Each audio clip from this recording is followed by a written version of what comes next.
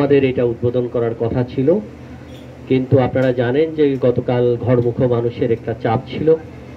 আমরা প্রায় বাংলাদেশের 4-5 জন উপদেষ্টা সহ আমরা 3 জন চেয়ারম্যান, 3 জন সেক্রেটারি সব মিলে কিন্তু ঢাকা শহরের আনাচে কানাচে বিভিন্ন বিষয়গুলোকে সমন্বয় করে রাস্তায় থেকে মানুষজনকে, ঘরমুখ মানুষ যাতে খুব কুইকলি ঢাকা ছাড়তে পারে তার ব্যবস্থাটা করা হয়েছে।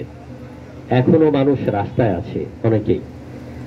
আমাদের পরিবহন সেক্টরের যে অসুবিধাগুলো সেটা হচ্ছে যে পরিমাণ বাস আছে সে পরিমাণ আমার রাস্তা নাই, যেটা আমার এসপি সাহেব বলেছেন। আমাদের অনেক ড্রাইভার থেকে শুরু করে অনেকেই প্রশিক্ষণ প্রাপ্ত না, এবং এই সেক্টরটা একটা চ্যালেঞ্জিং সেক্টর। এই সেক্টরের একটা পরিবর্তন আনা প্রয়োজন। এই পরিবর্তন আনার জন্যই আমাদের উপদেষ্টা মহোদয় যে কোনোভাবেই হোক না কেন এই চ্যালেঞ্জিং জবটা করার জন্য আমাকে দায়িত্ব দিয়েছেন। বিআরটিসির মতো একটা বড় একটা অর্গানাইজেশন, সেখানে আপনি হয়তো 1-2টা বাস রাজবাড়িতে দেখছেন, কিন্তু সব মিলে আমার 1300 বাস, 600 ট্রাক এবং অন্যান্য সব কিছু মিলে প্রায় 2000-এর একটা যানবাহনের একটা সংস্থা, যেটাকে আমাদেরকে পরিচালনা করতে হচ্ছে। পাশাপাশি মূল কাজ যেটা, সেটা হচ্ছে যে এই বিআরটিসি, সেটা হচ্ছে সেবা, মানুষকে সেবা দেওয়া। যখন পরিবহন সেক্টরে প্রাইভেট সেক্টর কোনো কাজ করতে পারছে না, যখন তাদের অপ্রতুলতা থাকে, সার্ভিসের অপ্রতুলতা থাকে, ঠিক সেই মুহূর্তে বিআরটিসি কিন্তু এগিয়ে এসে মানুষের সেবা দিয়ে থাকে। কালকেও আমি রাত 12টা পর্যন্ত কিন্তু ঢাকা শহরের এই মানুষজনকে দেওয়ার জন্য, যখন টিকিট পাচ্ছে না তখন বিআরটিসির স্পেশাল সার্ভিসগুলো এরকম আমাদেরকে শুরু করতে হয়েছে। যখনই চেয়েছে যে আমার মহাখালীতে 6টা বাস লাগবে, না হলে মানুষজন যেতে পারছে না, তাৎক্ষণিকভাবে কিন্তু আমাদের স্ট্যান্ড বাই বাসগুলো দিয়ে মানুষদেরকে সেবা দেওয়া হয়েছে। মূলত এই কাজটি কিন্তু সেবাধর্মী একটি প্রতিষ্ঠান। এই প্রতিষ্ঠান কিন্তু লভ্যাংশ যে পাবে এরকম চিন্তা করে কিন্তু গভর্নমেন্ট করে না। তারপরেও বিআরটিসির আগের যে অবস্থাটা ছিল, বর্তমান অবস্থা কিন্তু অনেক উন্নত। এখানে 4500 জনবলের একটি সংস্থা একটি পয়সাও সরকারের কাছ থেকে নেয় না। এই পয়সাটি কিন্তু আমরা এখানকার যারা আছে তারা ইনকাম করে, তাদের বেতন তাদের টাকায় হয়। পাশাপাশি আমরা কিন্তু জমানো টাকাও এখন বিআরটিসির অনেক টাকা আছে, যেটা দিয়ে আমরা নতুন নতুন বাস ক্রয়ের পরিকল্পনা করেছি। তো এই কারণে আমার এখানে যোগদান করেছি 28 তারিখে। অনেকে হয়তো পরিবহন সেক্টরে চিন্তা করতে পারেন যে পরিবহন সেক্টরে আমি রাজবাড়ির সন্তান, আমি মনে হয় রাজবাড়ির পরিবহন সেক্টরে মানুষের শত্রু হিসাবে এখানে এসেছি। সেরকম চিন্তা করার কোনো অবকাশ নাই।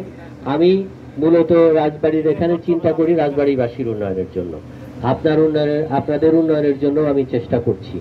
আজকে এই আমাদের সার্কিট হাউসে পরিবহন সেক্টরের সভাপতি সেক্রেটারি সাহেবের সাথে আমার আলাপ হয়েছে।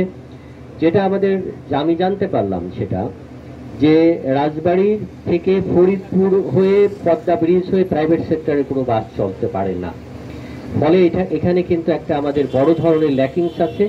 সেই ল্যাকিংসটা হচ্ছে যে বাংলাদেশের এই রাজবাড়ির যে 5টা জেলা আছে, মূলত রাজবাড়ি, কুষ্টিয়া, মেহেরপুর, চুয়াডাঙ্গা, ঝিনাইদহ, মাগুরা, 5টা না 6টা হলো।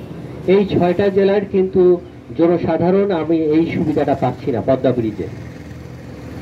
তো ওনাদের রুট থেকে শুরু করে অন্যান্য কিছু বিষয় বোধহয় অমীমাংসিত আছে। তা আমি তাদেরকে রিকোয়েস্ট করেছি এই বিষয়টি আমি যেহেতু আমার অবহিত করলেন, এই বিষয়টি নিয়ে আমরা এক্সারসাইজ করে এই রুটটাকে কিভাবে চালু করা যায়।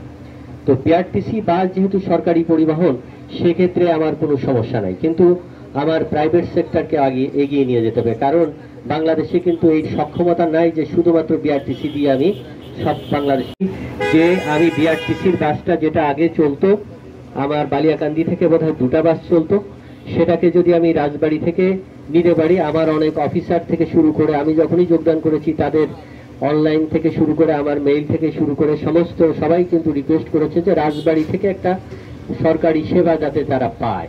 তো সেইটা আমরা শুরু করলাম আজকে। এটা একটা বাস দিয়ে হয়তো শুরু করলাম, এটা পরীক্ষা নিরীক্ষা করে আমি দেখব যে এখানে যাত্রীর সংখ্যা যদি আমাদের বৃদ্ধি পায় তাহলে আমি এই সংখ্যাটাকে বাড়াতে পারবো।